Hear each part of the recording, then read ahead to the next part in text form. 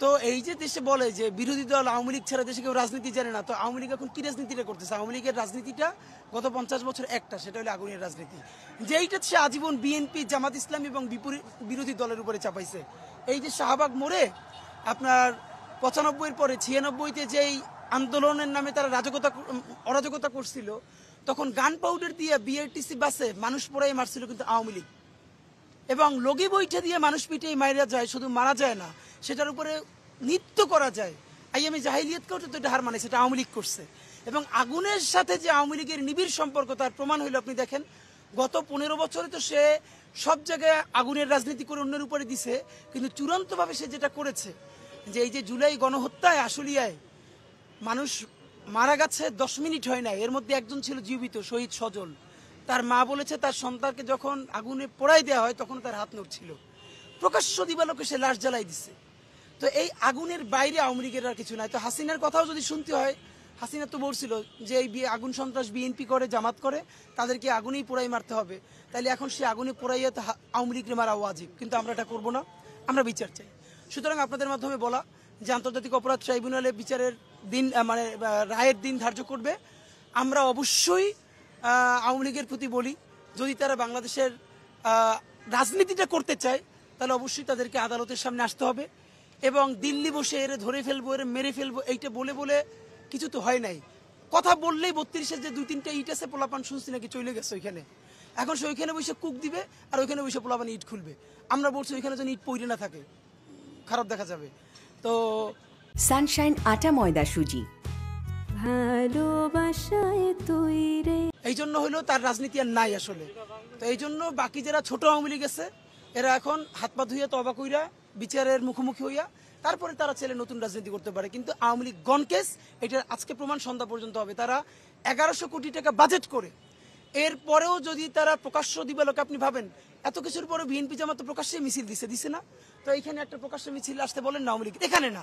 আপনার মাধ্যমে বলতে চাই, তারা সারা ঢাকার যে কোনো জায়গায় প্রকাশ্যে মিছিল করবে।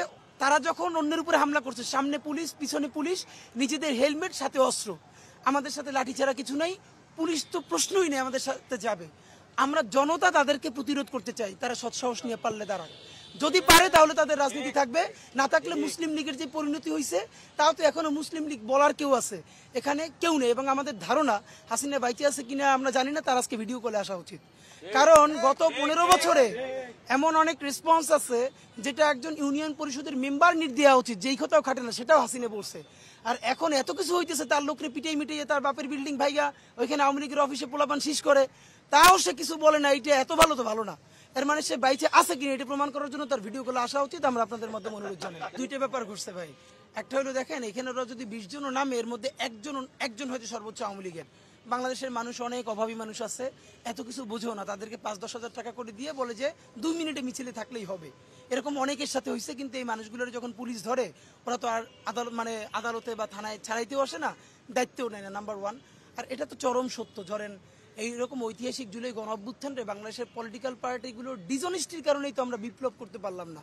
এখন গণ অভ্যুত্থানের জায়গায় আমাদেরকে বলতে হইতেছে জুলাই আন্দোলন। কিসের আন্দোলন? এটা একটা আন্দোলন?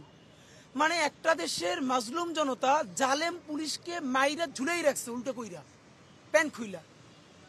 মানে আপনি কি ভাবতে পারতেছেন কি বিপ্লবটা মানুষ করছে? মানুষ তো করছে এই পলিটিক্যাল পার্টিগুলো, যে সবাই মিলেমিশে।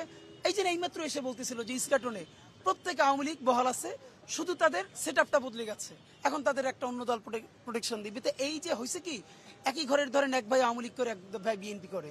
আওয়ামী লীগের আমলে বিএনপির যারা টুকটাক প্রোটেকশন দিচ্ছে, এখন বিএনপি যে করে তারা আওয়ামী লীগ দিবে। কিন্তু আমাদের তো, আমি আপনাকে বলি, আওয়ামী লীগ যদি আজকে এই গণ অভ্যুত্থান বিএনপি জামাতের বিরুদ্ধে করতো, তাহলে জীবনেও তারা এই কাজটা করতো না। এই যে যারা ক্যান্টনমেন্ট থেকে পালাইছে, সীমান্ত থেকে পালাইছে, এখানে রাজনৈতিক দলগুলোর সহযোগিতাই তো পালাইছে, টাকা পয়সা দিয়ে পালাইছে না? আমার দৃঢ় বিশ্বাস আওয়ামী লীগ হইলে টাকাও খাইতো এবং সীমান্তে পিটাই আবার বিডিআর এর কাছে ধরাইও দিত, কিন্তু তারা ওপার চাইতে দিত না। এর মানে এইটাই হলো আমাদের দুর্বলতা। সুতরাং পলিটিক্যাল পার্টিগুলো যদি জাতির মনস্তত্ত্ব বুঝতে ভুল করে, তাহলে আরো নতুন পলিটিক্যাল পার্টি হবে, আজীবন তো একরকম চলবে না। না না, এটা তো অসাধারণ। আপনি দেখেন এই যে গতকালকে পর্যন্ত বিএনপি জামাত অন্যান্য দলগুলোর কত ঝগড়া না, কিন্তু দেখেন এই যে আওয়ামী লীগ 2 এক জায়গায় নামার চেষ্টা করছে, কালকে সারা রাত বিএনপি, জামাত ইসলামী, অন্যান্য সকল দল যে যার মতো করে তো তাদেরকে দৌড়ানি দিচ্ছে। আমি মনে করি এখন এদেশের ন্যাশনাল ফেস্টিভ্যাল ঠিক করবে আওয়ামী লীগ। মানুষ যখন প্রচন্ড টায়ার্ড থাকবে তারা এরকম পুকপাক দিবে এবং তারপরে সকল দল মিলে একসাথে একটা সেলিব্রেশন করবে। আমরা তো আজকে সেলিব্রেশন মুডে আছি, বুঝতে পারছেন? তো of course credit goes for Awami League. তাদের জন্য বাতাসার দাওয়াত এখানে, এবং বুফে বাতাসা খাইতে পারবে তারা এখানে আসে। থ্যাংক ইউ ভাই।